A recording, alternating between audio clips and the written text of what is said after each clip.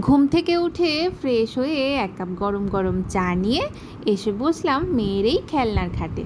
সত্যি বলতে কি, এই খাটটা এখন মেয়ের খেলনার নামেই আমরা উৎসর্গ করে দিয়েছি। যতই খেলনা গুছিয়ে রাখি না কেন, মেয়ে ওঠার পর মোটামুটি 1 ঘন্টার মধ্যেই পুরো খাটের অবস্থা এরকমই হয়ে যায়।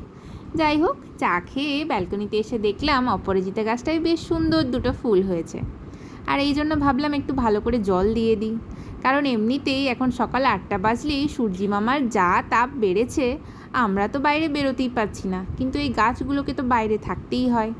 আর যদিও কাজের জন্য তো মানুষকে বাইরে বেরোতেই হবে।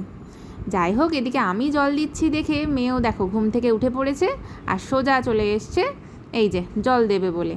এখন আমার হাত থেকে মগ নিয়ে এখন সব গাছে নিজেই জল দেওয়ার প্রস্তুতি।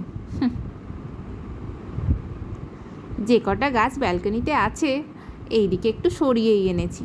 প্রথমে ওই দিকটাই ছিল যেখানে রোদের তাপটা খুবই বেশি ছিল। যাই হোক, এখন গাছগুলো দেখছি মোটামুটি ভালোই আছে। এদিকে ফ্রিজে 2 পিস মাছ ছিল, বের করে রাখলাম। এমনিতেও আজকে হাজব্যান্ড সকালেই চলে গেছে ডিউটিতে, তাই ও আজকে লাঞ্চটা অফিসে ক্যান্টিনেই করে নেবে। আর এই 2 পিস মাছে আমার আর আমার মেয়ের হয়েই যাবে। এদিকে ভাতও বসিয়ে দিয়েছি, আর মাছগুলোও এখন ভালো করে নুন হলুদ মাখিয়ে রেখে দেবো। এদিকে চা তো খাওয়া হয়েই গেছে, বাকি যেটুকু দুধ ছিল সেটাকে একটু ভালো করে ফুটিয়ে নিলাম।